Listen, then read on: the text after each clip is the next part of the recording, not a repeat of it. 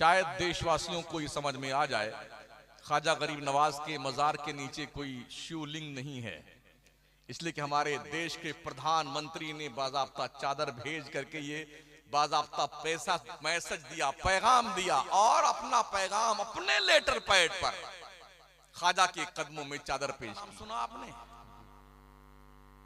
जिनके मुल्ला के जलसे में हमारे देश के पीएम इज्जत माप नरेंद्र मोदी साहब भी तशरीफ ले गए थे और बैठ करके वहां कुरान हाथ में लिए हुए थे। उस बौरी जमात ने यह फैसला किया है 15 साल की उम्र से छोटे बच्चे और बच्चियों को मोबाइल नहीं देना है।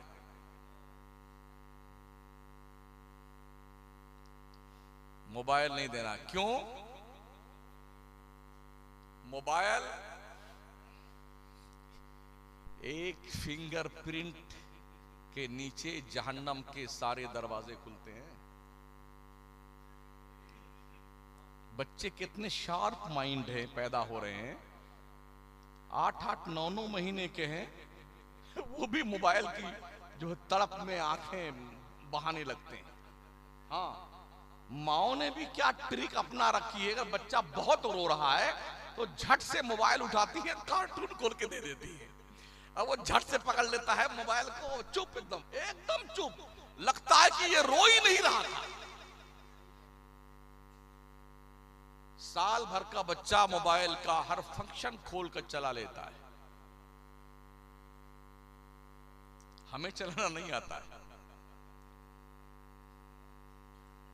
ये लम्बा वाला मोबाइल जो दादी अम्मा जो है मोबाइल की, हमारे पास भी हैं करीब 7-8 साल से, मगर 3 या 4 ऑप्शन जानते हैं हम। किसी का मिस कॉल देखना है तो देख लेते हैं, फोन करना है तो कर लेते हैं, व्हाट्सएप देख लेते हैं और कुछ वीडियो देख लेते हैं, बाकी और कुछ नहीं जानते हैं। और जो जानते हैं ना, हमने रात भर उन मर्दूदों को जागते ही देखा है। दुनिया में 3 प्राणी हैं जो पूरी रात जागते हैं, उल्लू, चमगादड़, कुत्ता। आपका नाम किस कैटेगरी में रखे वो बता दीजिए। आप बताओ, उल्लू के कैटेगरी में रखे, चमगादड़ वाले में रखे, या फिर डॉगी साहब के? बता दीजिए आप। इसलिए कि आप भी रात भर जागते हैं, पूरी रात मोबाइल देखना। तुम्हें हो क्या गया है? साइंस कह रही है इससे ब्रेन ट्यूमर होता है, ब्लड इंफेक्शन होकर के ब्लड कैंसर होता है ज्यादा मोबाइल देखने से। आदमी की आंखों की रोशनी खत्म होती है, आंखों का नासूर पैदा होता है। साइंस ये कहती है मोबाइल के जो रोशनी आपकी आंखों पे मुर्तसिम होती है, उससे आदमी जल्दी अंधा हो जाता है। क्या ये सारे तहकीकात आपके लिए कोई माना नहीं रखते हैं?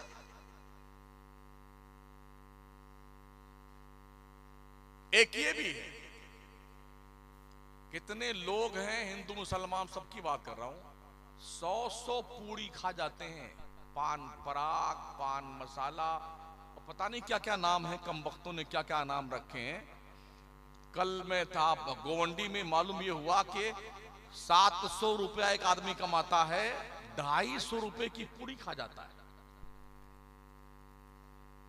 250 रुपए की पूड़ी, जहर खा रहे हैं।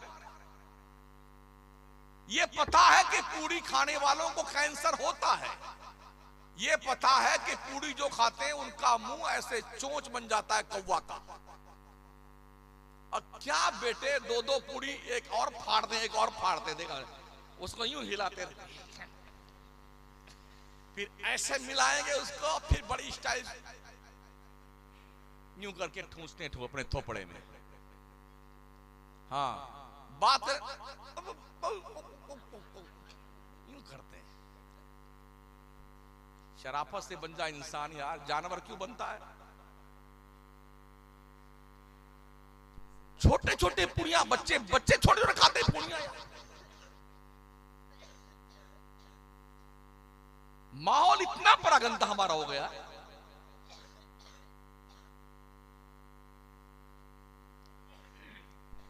अगर आपने अपनी जिम्मेदारी महसूस ना की तो ये ध्यान रखना, ये नस्ल जो आ रही है ना, ये आपकी नहीं है। 2000 में अभी एक वीडियो किसी ने भेजा मेरे पास में, एक खूबसूरत बंगला बाप ने माँ ने सब मिलके शांत बड़ी कमाई के साथ बनाया था। मेरे ख्याल से कोई 1.5 से 2 करोड़ का बंगला होगा। आज की तारीख में उसमें कबूतर आराम फरमा रहे हैं। कोई अमेरिका है, कोई बर्तानिया है, कोई लंदन, कोई झांकने नहीं आता कि अब्बा हुजूर ने कितनी मेहनत से ये 2 करोड़ का बंगला बनाया था। ये हालत है साथी। खुश रहना सीखिए। आपके पास बहुत ज्यादा पैसा नहीं है ना, कोई बात नहीं। अगर हमारे पास रोटी खाने के लिए पैसा है, खुश रहिए इसमें। किसी से अपना कंपेयर मत कीजिए, यार ये अरबपति करोड़पति है, मैं गरीब आदमी हूं। अपनी गरीबी में खुश रहो यार, इसी में ठीक रहेगा आपका।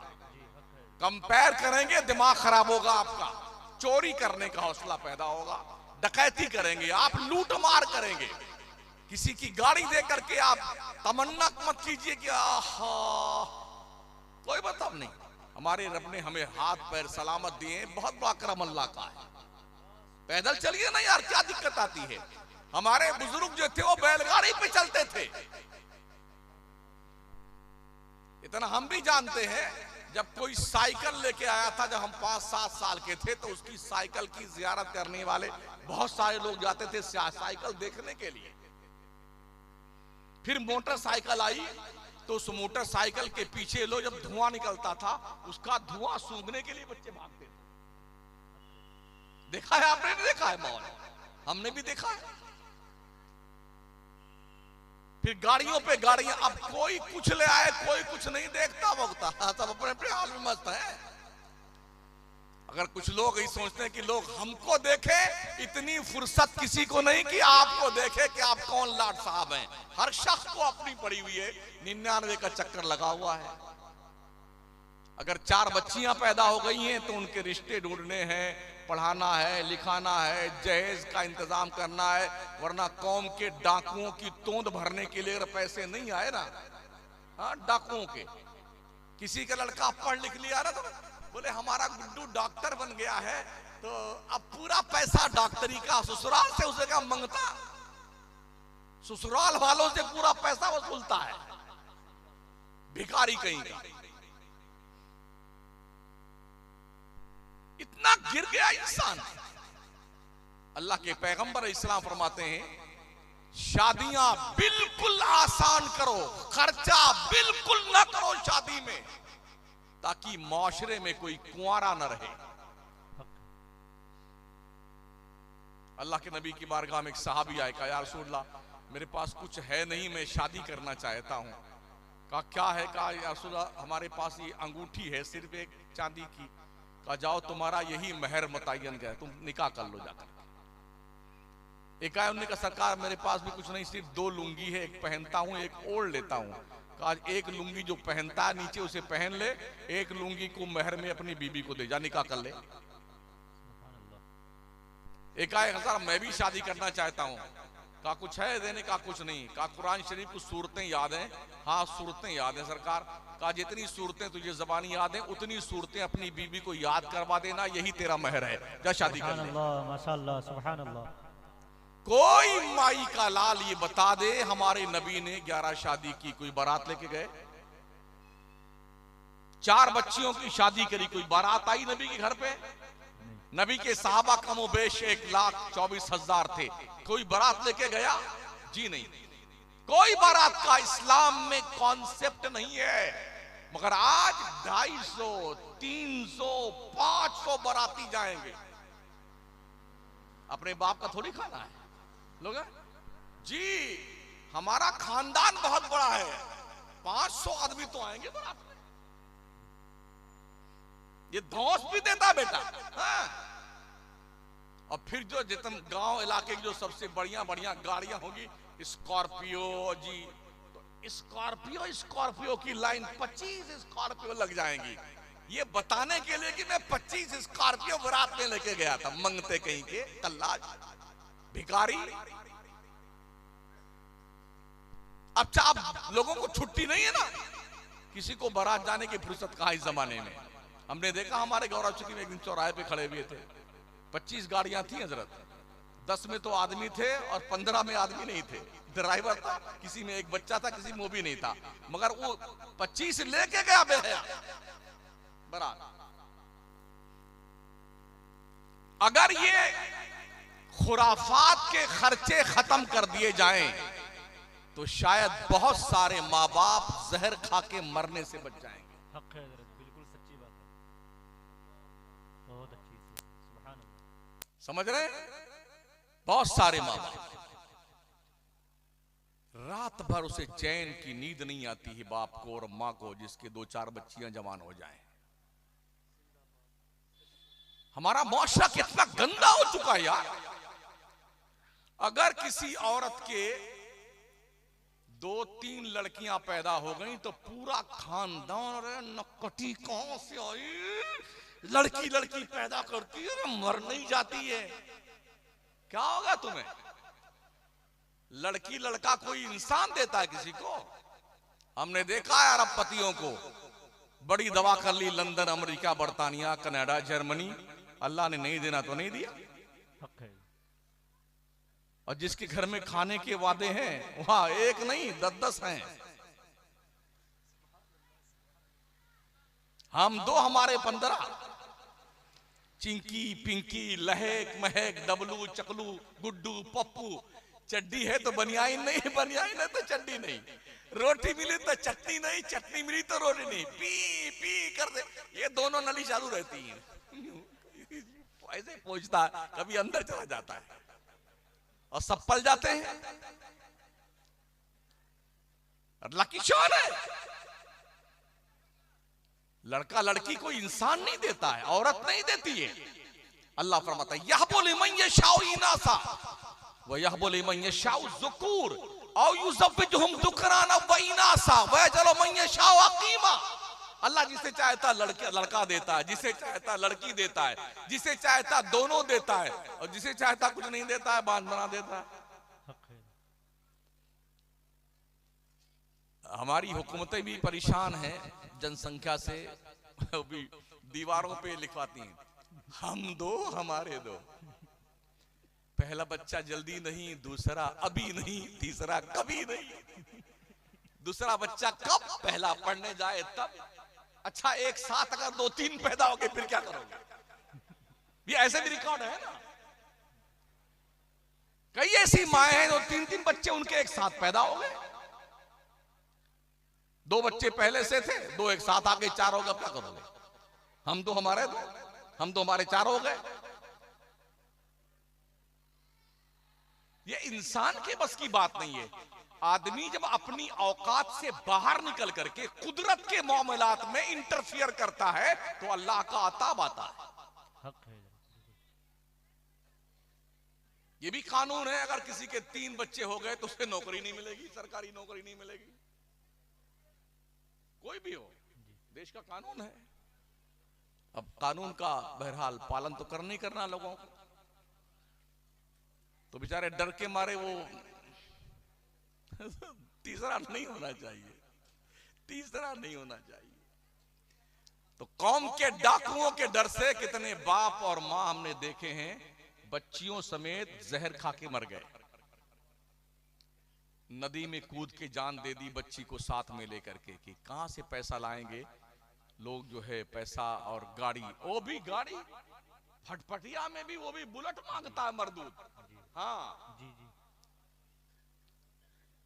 और 4 पहिया की मांगता है, और ललका रुमाल लगा कैसे बेटा दुल्हा, गुंगवा बाबा कम वक्त बोलता तक नहीं उस दिन है, अम्मा घर ने समझा दिया बोलना नहीं आज तुमको। जो आसपास फकीर रहते ना बैठे हुए, जिनको शहबाला बोल वही बोलते, अरे लड़की के बाद तो बुलाइए ना, इस फकीरता कुछ दे दे जाए आकर। जिन्होंने अब तक शादियां नहीं करी हैं, जो लाइन में है, उनसे मैं कहूंगा जब तुम्हारी शादी आए तो तुम मंगता मत बनना। हाँ, बहुत अच्छी सलाह है। अगर तुम्हारी अम्मा तुम्हारे अब्बा नहीं मानते हैं तो जैसे कल बारात जानी है आज बंबई भाग जाना। सही है, बिल्कुल सही है। अब ले जाओ बारात, किसकी ले जाओ? हमें दुल्हन के घर वालों के सामने मंगता बनता है, क्या बढ़िया झूमर ओढ़ता है, फूल वाला हार, गजरा, लड़का, और हाथ में भी उसका गुलाब का गुलदस्ता होता है, यूं अदब से चलता है पहने में, आज है चले हैं दूल्हे राजा।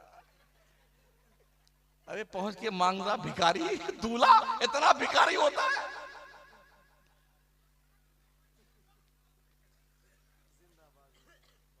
ओ भी कमाल ये है, मेहर बधवाते हैं 2-2 लाख की।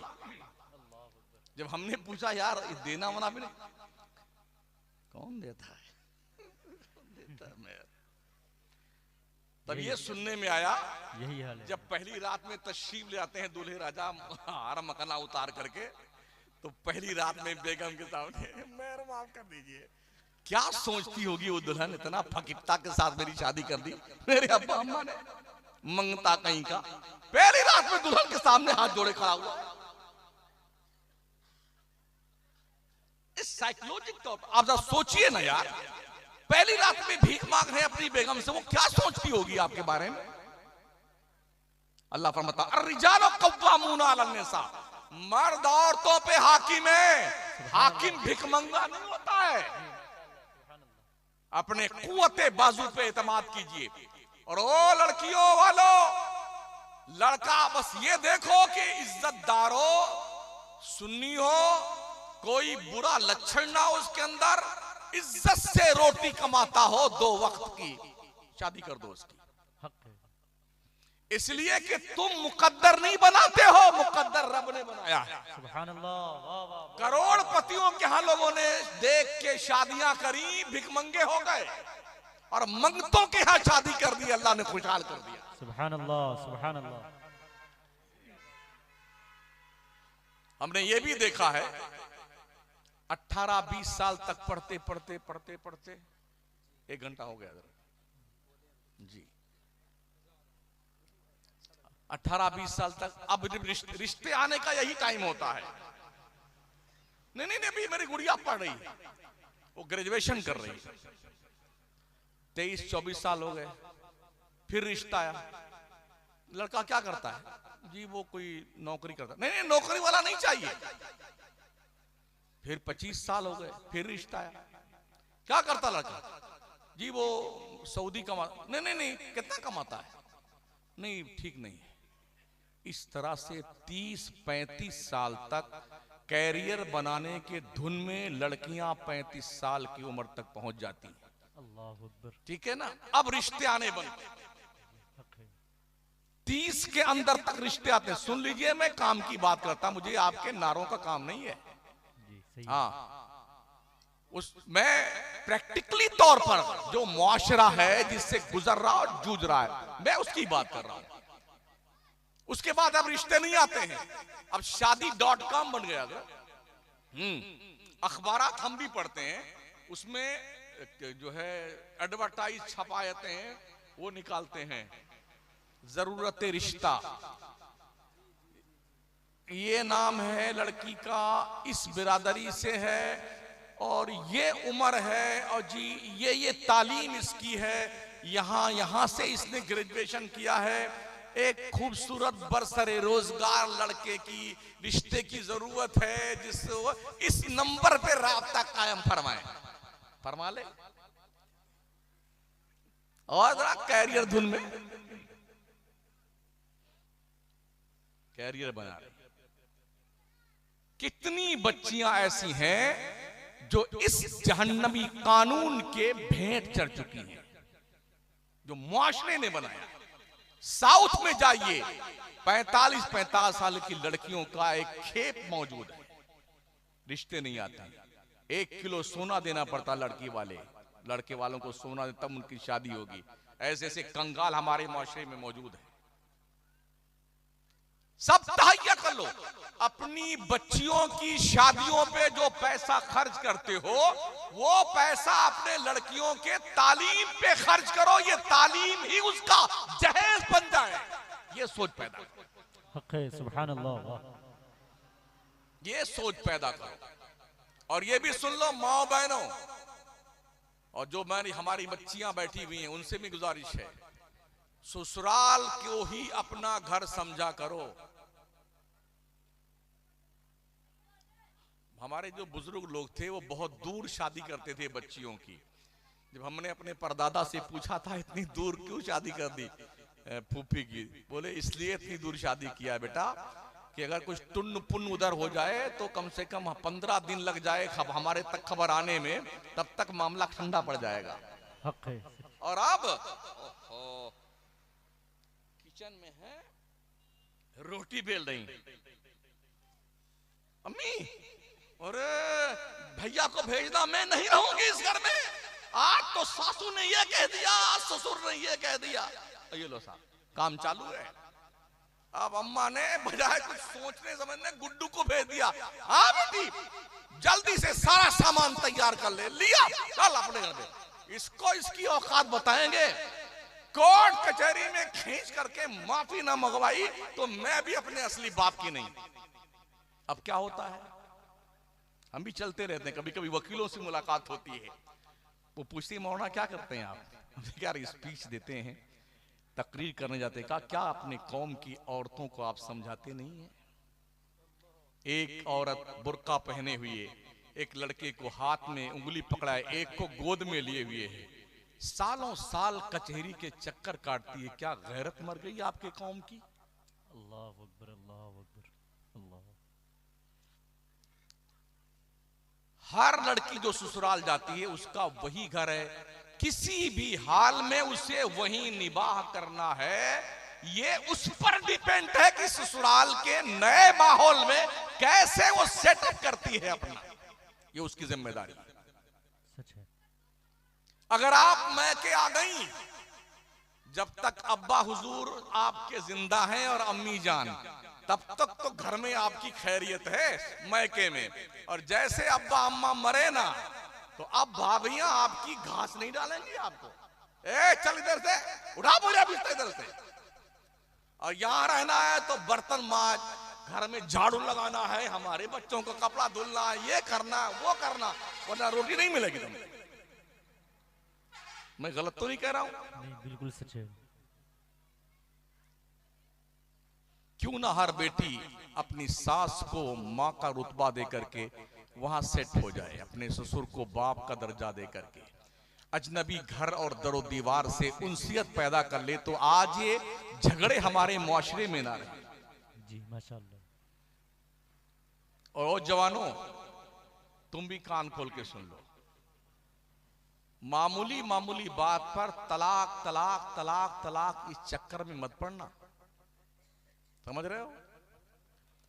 बहुत सारे सवालात हमारे पास भी आते हैं, बोले नहीं हजरत मैंने यूं नहीं कहा था, मैंने यूं कह दिया, अरे मैंने यूं कह दिया हजरत, गुस्से में कह दिया हजरत, तेरी ऐसी की तैसी, गुस्से में कह दिया।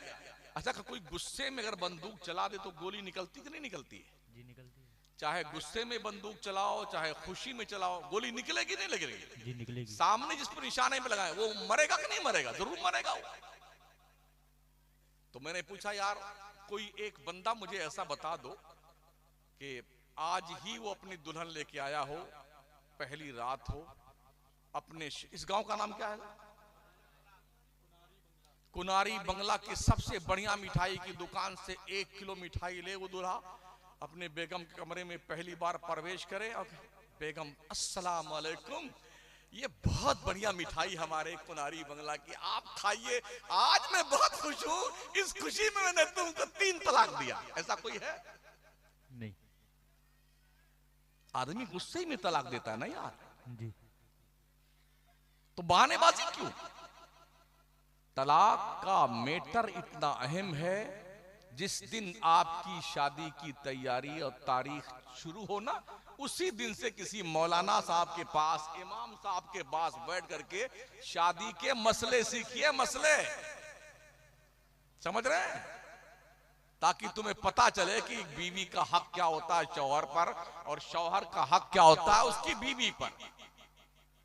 ये कुछ सीखता नहीं आदमी, बस आवाज हम धूम से रहेंगे और इस तरह जिंदगी गुजरेगी। ऐसी जिंदगियां जहन्नम बन जाती हैं। दो खानदानों में दरार पैदा हो जाती है। अच्छा, एक बुराई हमारे यूपी में ये भी है, बोले हम लड़का वाले हैं तो हमारा रुतबा बड़ा बुलंद है, ये लड़की वाला ये हमसे नीचा है। ये कहां लिखा हुआ भाई साहब? ये कहां लिखा हुआ कौन सी किताब में कि लड़की वाला छोटा है लड़का वाला बड़ा है? कहीं नहीं है। ये सब फ्रॉड और झूठ है, झूठ।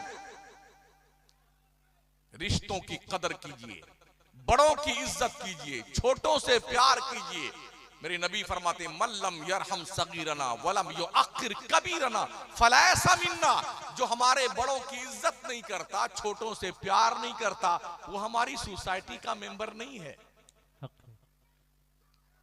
मेरे आका फरमाते अकरीमू करीमा कुल्ला कौमिन, हर मजहब के बड़े का आदर कीजिए, सम्मान कीजिए, इज्जत कीजिए। इससे आपकी इज्जत घटेगी नहीं, अल्लाह आपकी इज्जत में चार चांद लगाएगा। माशाअल्लाह, सुभान अल्लाह, वाह। नजरों को हयादार बनाइए, आवारा नहीं। किसी की बहन बेटियों की तरफ गलत नजर ना उठाइए। यह इस्लाम का मैसेज है। इस्लाम में गर्लफ्रेंड और बॉयफ्रेंड का कोई कॉन्सेप्ट नहीं है। ये जंगलीपन जिना का दरवाजा है। इसलिए इन बुरी बातों से हमारी बच्चियों को भी दूर रहने की जरूरत है और हमारे बच्चों को भी दूर रहने की जरूरत है। अगर समझ शरीफ के झरोखे से कोई बात दिल तक पहुंचती है तो अमल कर लीजिएगा। और फिर मैं ये कहूंगा, इन बुजुर्गों की कुर्बानियों को, उनकी कुर्बानियों का मजाक मत उड़ाओ। अगर हो सके आपसे ना, ये जो पैसे आपके खर्च होते हैं अनाप शनाप, ये पैसे इकट्ठा करके इसी बुजुर्ग के नाम की कोई कॉलेज बना लो, कोई स्कूल बना लो, इंस्टीट्यूट बना लो, अस्पताल बना लो, जहां पर कंसेशन में कौम के बच्चों बच्चियों माओ बहनों बड़ों का इलाज हो। अच्छा रहेगा आपके लिए। अभी मैं पिछले 2 महीना पहले रायपुर में तकरीर करने गया, छत्तीसगढ़ की राजधानी में। एक बुजुर्ग का बहुत बड़ा आस्थाना है, तो बहुत बड़ा कैंपस उनका, बिल्डिंग शानदार बनी हुई। 8 दिन का उर्स करते हैं हज़रत, 8 दिन का। 8 दिन में क्या करते हैं वो पता है आपको? कहीं आग के इस्ट्रा आता है, ये पता नहीं क्या बला है, मुझे पता नहीं आग के इस्ट्रा क्या होता है। कव्वालियां होती हैं। एक दिन रात में लास्ट में तकरीर होती है। इस बार मेरा नंबर आ गया। मैंने वो ले दे मचाई ना उनकी, मैंने कहा बुलाना अगली बार चाहे मत बुलाना। मुझे शौक नहीं चल रहा था तकरीर करने का, मगर जो मैं समझाना चाहता हूं कौम को, जो मैसेज देना है वो मैं दे के जाऊंगा। मेरे पास जन्नत का कोई टिकट नहीं कि जन्नत बांट के जाऊं, चाहे तुम जुम्मा ना पढ़ो और तुम ही जन्नत में जाओगे। मेरे बाप को ही पता नहीं कौन जन्नत में जाएगा कौन नहीं जाएगा, मैं तुम्हें कैसे बता दूं जन्नत में जाओगे तो। बहुत बुरी तरह से उनकी क्लास लगाई मैंने कमेटी वालों की। मैंने कहा इतना बड़ा कैंपस है, क्या मुस्लिम कौम की बच्चियों के लिए इसमें इंग्लिश मीडियम 12वीं क्लास तक स्कूल नहीं खोल सकते हैं आप? उन्होंने कहा हज़रत अगले साल की तारीख फिर आप नोट कीजिए, अगले साल आप आएंगे तो इस कैंपस में बच्चियों का इंग्लिश मीडियम का 12वीं तक स्कूल खुला हुआ मिलेगा।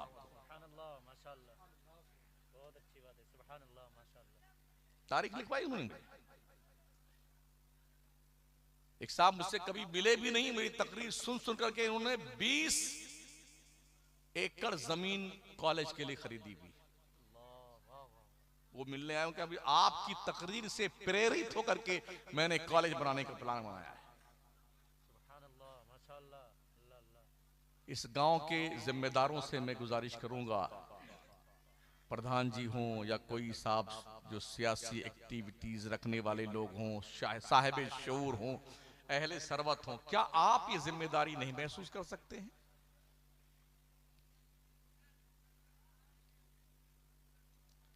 जितने पैसे आप कव्वाली में खर्च करें सब हराम के जाएंगे। कान खोल के सुन लीजिए, सारे पैसे हराम के। कौम की हलाल कमाई के पैसे चंदे आते हैं या आपका पैसा होता है, इसे हराम में आप देंगे लोगों को। अपनी कौम के बच्चों को पढ़ाइए, बच्चियों को पढ़ाइए। कम से कम 12वीं तक क्लास तक ही आप इंग्लिश मीडियम स्कूल। आज की तारीख में तालीम बहुत बड़ा हथियार है इंसान का। दुनिया से आप ताकत में नहीं जीत सकते हैं, दुनिया के पास ताकत बहुत है, आपके पास नहीं। दौलत में नहीं जीत सकते हैं, दुनिया के पास इतनी दौलत है, एक एक रात में पूरा का पूरा स्टेट की हुकूमत खरीद ली जाती है। इधर का एमएलए उधर चला जाता है, रात में 12 बजे से पहले किसी और की हुकूमत थी, 12 बजे के बाद दूसरी पार्टी की हुकूमत बन जाती है। पैसे इतने हैं लोगों के पास में, आप पैसे में भी ताकतवर नहीं है। एक ऑप्शन बचता है, वो है तालीम। और तालीम पैसों से खरीदी नहीं जा सकती है। तालीम अपने गुरु का एहतराम करते हुए मेहनत करके सीखी जाती है, तब तालीम आती है इंसान के पास। और जब तालीम इंसान के पास होती है तो वो अहरे गहरे नत्थु खैरे के सामने ऐसे सर झुका के नहीं चलता है, यूं सीधा खड़ा रहता है। वो इल्म इंसान को इज्जत देता है, इल्म इंसान को बावकार करता है, इल्म इंसान को इंसानियत के बुलंद तरीन मकाम पे पहुंचाता है। ये आप पर डिपेंड है कि आप क्या करना चाहते हैं।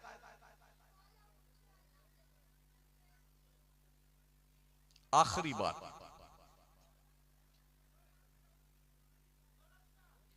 ये जो छोटे छोटे बच्चे हैं ना, अभी पहली जिम्मेदारी तो ये है इनके हवाले से कि इन तक इस्लाम कैसे आप पहुंचा सकते हैं।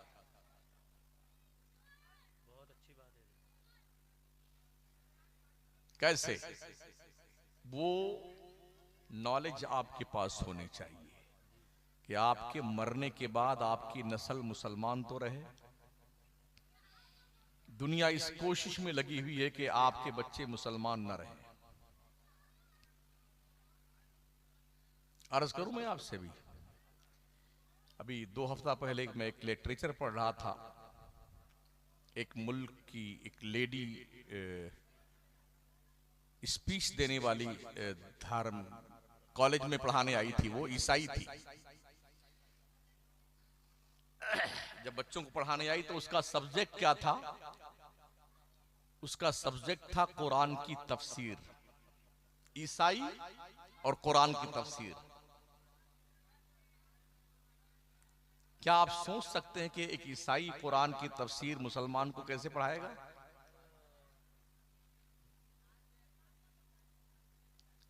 उसने क्लास में प्रवेश करते ही कहा कि बच्चों, मैं ईसाई हूं, कट्टर ईसाई, इस्लाम की दुश्मन हूं, ये मेरा पेशा है, मैं तुम्हें कुरान की तफसीर पढ़ाने आई, ये मेरा पेशा है। क्या आपके बच्चे को एक ईसाई लेडी जो इस्लाम की दुश्मन है, वो आपके बच्चे को कुरान पढ़ाएगी? उस बच्चे को कुरानी आयात के ताल्लुक से कंफ्यूज करेगी। ये गलत है, वो गलत है। और बच्चों के दिल दिमाग पर जो बात बिठा दी जाती है वो मरते दम तक खत्म नहीं होती है। अभी लेटेस्ट 2 महीना पहले एक वीडियो देखी मैंने, इसका असर देखिए। अगर आपके बच्चों को पढ़ाने वाले मुसलमान नहीं हैं, कोई और हैं, तो उसका असर ये देखा गया। कुछ यूनिवर्सिटी के बच्चे मिस्र के म्यूजियम में गए थे, फिरौन की डेड बॉडी के सामने खड़े होकर वो फातिहा मुसलमान के बच्चे पढ़ रहे थे। आपके बच्चों को ये तक नहीं पता है कि फातिहा किसके लिए पढ़ी जाती है।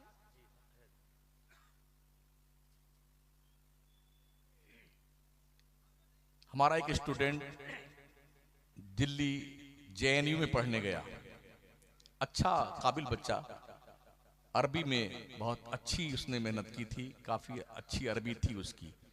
जब पढ़ने गया वो क्लास में पहुंचा तो एक दूसरी बिरादरी की लेडी पढ़ाने आई, दीनियात का सब्जेक्ट पढ़ाने के लिए, जो मुसलमान नहीं थी। वो आपके बच्चे को दीनियात पढ़ाएंगी? तो हमारे उस स्टूडेंट ने कहा कि हजरत, उसने 35 मिनट अरबी में स्पीच दिया, जबकि मैं अरबी का स्टूडेंट था, बावजूद इसके उसकी स्पीच मेरे बाउंसर चली गई। ये वो दिल का दर्द है जो मैं आपके सामने रख रहा हूं। अपने मुल्क के वफादार बन के रहिए, कभी भी कानून हाथ में ना लीजिए, एक इज्जतदार शहरी और मुल्की बन के रहिए।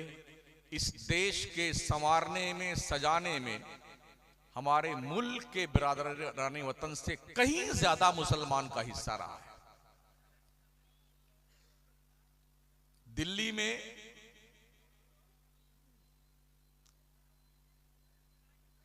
जहां पर नाम लिखा है वीर जवानों का, 83,000 लोगों के वहां पर लिखे, 83,000 लोगों ने बलिदान दिया है देश की आजादी में। हालांकि बहुत असहाय लोग होंगे। फिर उसमें नीचे लिखा हुआ 83,000 में से 63,000 सिर्फ ओनली मुस्लिम पॉपुलेशन की कुर्बानियां हैं। बकिया में सब हैं। दिल्ली की सरहद से लेके लाहौर तक, शेर शाह सूरी रोड पर दोनों तरफ पेड़ों पर तकरीबन 57,000 उलमाए अहले सुन्नत को सूली पे अंग्रेजों ने लटकाया था, क्योंकि उन्होंने हिंदुस्तान जैसे मुल्क में अंग्रेजों के खिलाफ जिहाद का फतवा भी दिया था और जिहाद भी किया था। ये हमारी कुर्बानियां हैं।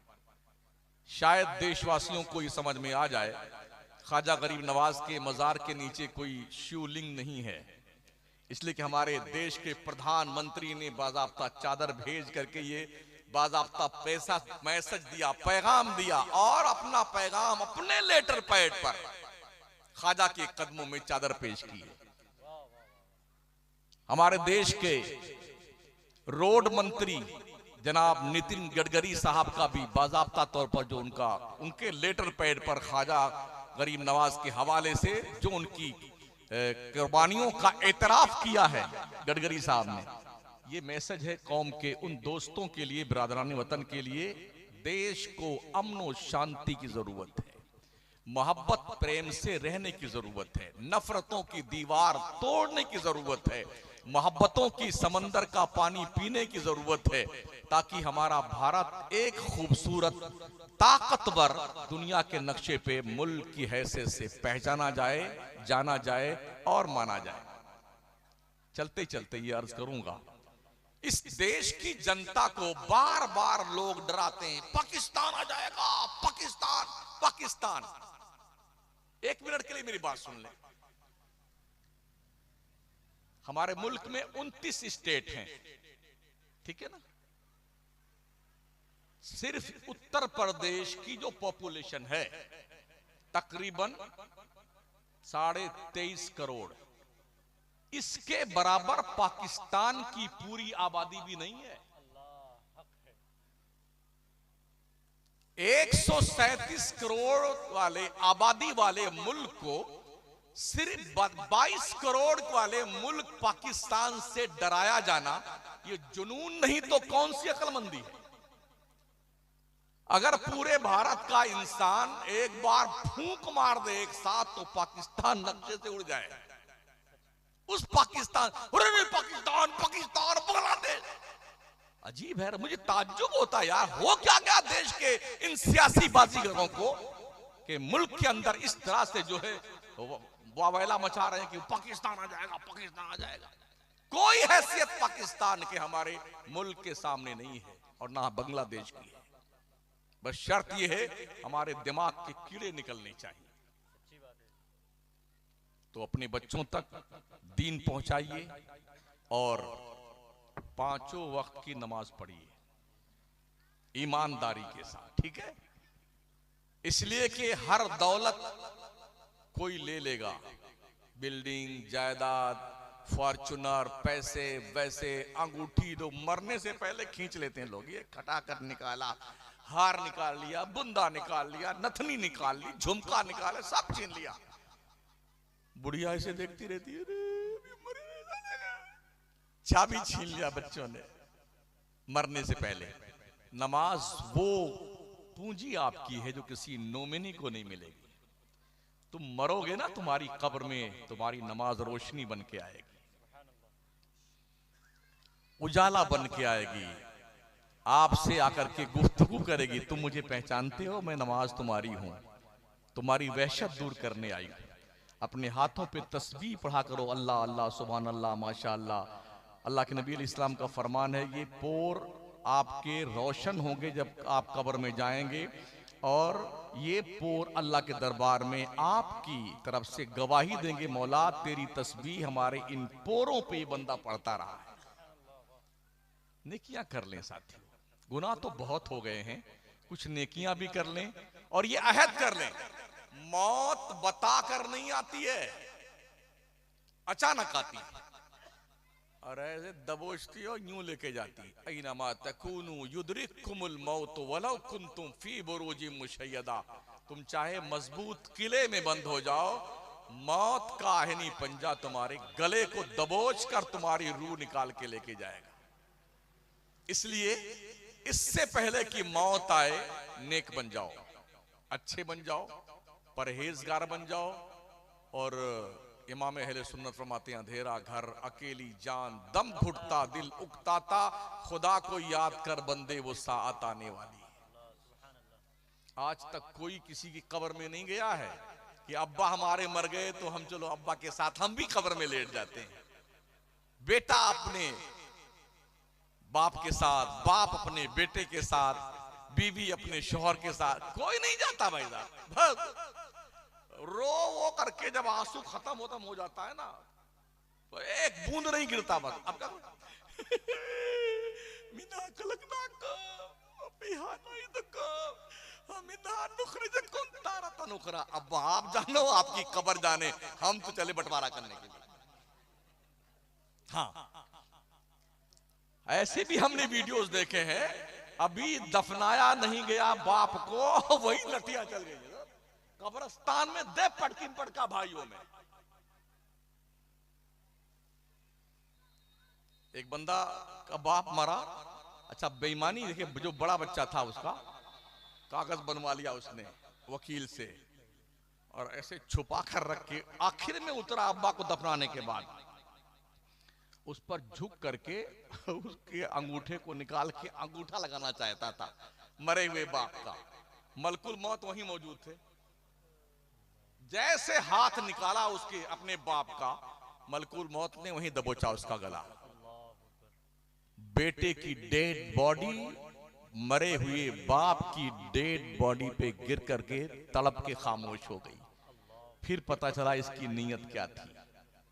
भाइयों का हक खाने के लिए अपने बाप का अंगूठा लगाना चाहता था। कभी भी ऐसे काम मत करना, किसी का हक मत खाना। याद रखना साथी, अगर कोई शख्स किसी का कर्जा खा के मर गया है, 1 पैसे के बदले में 300 वक्त की मकबूल नमाजें देनी पड़ेंगी जनाब। हाँ, और जिसने 1 वक्त की नमाज जानबूझ के छोड़ दी, उसको 2,86,00,000 साल जहन्नम में जलना पड़ेगा। हिसाब लगा लीजिए अब तक कितनी छोड़ी हैं आपने, वो कितने साल आप जलने वाले जहन्नम में, इसका अंदाजा लगा लीजिए। बस यही हम अपनी तकरीर को फुल स्टॉप देते हैं, इस उम्मीद के साथ शायद कोई बात आपको असर कर जाए तो मुझे डबल सवाब मिल जाएगा, वरना सिंगल तो मेरा कंफर्म हो ही गया है। अगर अल्लाह के यहाँ कहोगे अल्लाह मुझे ये पता नहीं था, मुझे वो, तो ये पता और वो पता कोई कव्वाल नहीं देगा। हाँ, मौलाना लोग देंगे, इमाम देगा। तो जब झूठ बोलोगे ना अल्लाह के यहाँ, ये दरी, कुर्सी, ये खंबे, ये पिलर, ये लगाया हुआ झूमर, ये मिट्टी, ये पेड़ पौधे, ये सब गवाही अल्लाह से, ये सब झूठे हैं। शमसुद्दीन भी कम से कम 1.25 घंटा चिल्ला के यहाँ गया है। उलमा बताते रहे इस कौम ने एक नहीं सुनी मौलाना लोगों की। फिर क्या करोगे, क्या जवाब दोगे अल्लाह को मरने के बाद? हमारा ये हाथ हमारे खिलाफ गवाही देगा, पैर गवाही देगा। जब झूठ बोलना चाहेगा ना बंदा, तो अल्लाह फरमाए अल-यौमा नख्तिमु अला अफवाहिहिम, सूरह यासीन उठाइए, व तुकल्लिमुना अयदीहिम व तशहदु अर्जुलुहुम बिमा कानू यक्सिबून। आज के दिन हम तुम्हारे मुंह पे मुहर लगा देंगे, बोलना बंद, तुम्हारे खिलाफ तुम्हारा हाथ बोलेगा या अल्लाह इस हाथ से इसने ये गुनाह किया था। ये पैर बोलेगा या अल्लाह इस पैर से कहां कहां चल के गया था। आंखें, कान, नाक, रोंगटा रोंगटा हमारे खिलाफ गवाही देगा। फिर क्या करेंगे आप? अब जाइए, खूब इतना बड़ा बड़ा पराठा बना हुआ है, पराठा खाइए, हलवा खाइए और मौज कीजिए। और समझ शरीफ में कुछ बात पहुंची होगी तो अमल कर लीजिएगा, वरना इंशाल्लाह ये कल मोहब्बत की ये दुकान किसी और शहर में लगाऊंगा मैं। हाँ, बस इतना ही आपसे गुजारिश है। थोड़ा कड़वा, थोड़ा खट्टा, थोड़ा मीठा, थोड़ा नमकीन, हमने 1.25 घंटे में आपसे कुछ किया है। और मुझे इस बात का भी शौक नहीं कि अगले साल मुझे फिर बुलाइएगा, वो कोई और मौलाना होगा। हाँ, हम भी धंधा पानी करते हैं, हमारा भी कारोबार बिजनेस है, हमें इसकी परवाह नहीं होती हमको कहाँ का। लेकिन अल्लाह की मेहरबानी देखें, वही लोग हमको ज्यादा बुलाते हैं जिनको हम ज्यादा डांटते हैं। एक तारीख नहीं खाली रहती, सुबह कहीं है, शाम कहीं है, दिन कहीं है, रात कहीं है। और अल्हम्दुलिल्लाह इस्लाह हो रही है। हमने जो महसूस किया गुज़िश्ता 8 साल के अंदर, कौम की इस्लाह हो रही है। ऐसे ऐसे लोग नमाजी बन गए। पहले तो हमारे जलसों में पढ़ा लिखा तबका नहीं आता था। हमने जो महसूस किया, हमारे जलसे में, हमारी तकरीर में कॉलेज के स्टूडेंट बहुत आते हैं, लेक्चरर, प्रोफेसर्स के फोन आते हैं, जजों के फोन आए। भाई मौलाना, हमने तकरीर में जाना छोड़ दिया था, लेकिन आप आ रहे हैं तो मैं आऊंगा सुनने के लिए। इसलिए कि हमारे यहाँ लतीफा सुनाना है, जन्नत का टिकट बांटना है, और इतने नारे लगवाने हैं, वहां से बोलो, वहां से उठाओ हाथ, वहां लहराओ, यहाँ फहराओ। पूरी रात लहराते रहते, फहराते रहते और सत्यानाश कर जाते जलसों का। अस्तगफिरुल्लाह रब्बी मिन कुल्लि ज़ंबि व अतूबु इलैह, ला इलाहा इल्लल्लाह मुहम्मदुर रसूलुल्लाह। अभी नात शरीफ सुनेंगे।